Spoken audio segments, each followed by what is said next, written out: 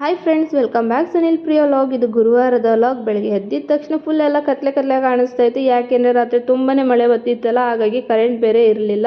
ಇನ್ನು ಮೋಡನು ಕೂಡ ಮುಚ್ಕೊಂಡಿತ್ತು. ಇನ್ನು ನಾವು ಕೂಡ ಒಂದು ಲೋಟ ಬಿಸಿನೀರು ಕಾಯಿಸ್ಕೊಂಡು ಕುಡಿದು, ಇನ್ನು ಮನೆ ಕಸ ಹೊಡೆದು ಮನೆ ಒರೆಸಿ ಬಾಗಿಲನ್ನು ಕೂಡ ಒರೆಸಿ, ಇನ್ನು ನಾನು ಕೂಡ ತಿಂಡಿಗೆ ಅಂತ ಹೇಳಿ ಕ್ಯಾಪ್ಸಿಕಮ್ ರೈಸ್ನ ರೆಡಿ ಮಾಡಿದೆ. ಅಷ್ಟರಲ್ಲಿ ನಮ್ಮ ಮನೆಯವರು ಸ್ನಾನ ಮಾಡ್ಕೊಬಂದು ದೇವ್ರ ಮನೆಯೆಲ್ಲ ಕ್ಲೀನ್ ಮಾಡಿ ತಿಂಡಿ ತಿಂದು ಅವರು ಕೂಡ ಡ್ಯೂಟಿಗೆ ಹೊರಟ್ರು. ಇನ್ನು ಹೋದ್ಮೇಲೆ ನಾನು ಬಂದು ಅಡುಗೆ ಮನೆಯೆಲ್ಲ ಕ್ಲೀನ್ ಮಾಡಿ, ರಾತ್ರಿ ಸ್ವಲ್ಪ ಸಾಂಬಾರು ಇತ್ತು ಅಂತೇಳಿ ಸಾಂಬಾರು ಕೂಡ ಬಿಸಿ ಮಾಡಿಟ್ಟು ನಾನು ಕೂಡ ಸ್ನಾನ ಮಾಡ್ಕೊಬಂದು ಬಾಗಿಲಿಗೆ ರಂಗೋಲಿನ ಹಾಕಿ, ಇನ್ನು ರಾಯರ್ ಫೋಟೋ ಎಲ್ಲ ಒರೆಸಿ ರಾಯರಿಗೆ ಗಂಧನ ಇಟ್ಟು ಪೂಜೆಗೆಲ್ಲ ರೆಡಿ ಮಾಡಿಕೊಂಡು ರಾಯರಿಗೆ ತುಪ್ಪ ದೀಪನ ಹಚ್ಚಿ ಪೂಜೆನ ಮುಗಿಸ್ದೆ. ಇವತ್ತಂತೂ ತುಂಬಾ ಬೇಜಾರಾಗ್ತಾ ಇತ್ತು. ಇನ್ನು ನನ್ನ ಮಗಳಿದ್ದಿದ್ರೆ ಒಟ ಅಂತ ಮಾತಾಡ್ತಾ ಇರೋಳು. ನನ್ನ ಮಗಳಿರಲಿಲ್ಲ, ಒಬ್ಬಳೇ ಇದ್ದಲ್ಲ, ಹಾಗಾಗಿ ಸ್ವಲ್ಪ ಬೇಜಾರಾಯಿತು.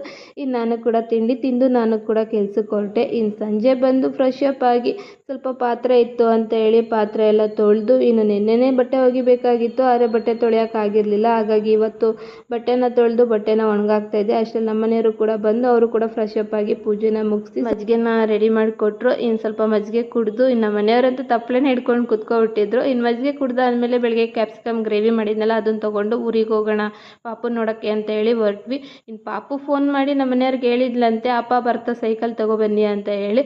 ಇನ್ನು ಮಗಳು ಕೇಳೋದು ಹೆಚ್ಚ, ಅಪ್ಪ ತೊಗೊಂಬರೋದು ಹೆಚ್ಚ. ಆದರೂ ಈ ಅಪ್ಪ ಮಗಳು ಇಬ್ಬರ ಜೊತೆ ನಾಡಿ ನನಗಂತೂ ಸಾಕಾಗುತ್ತೆ. ಈ ವಿಡಿಯೋ ಇಷ್ಟ ಲೈಕ್ ಮಾಡಿ.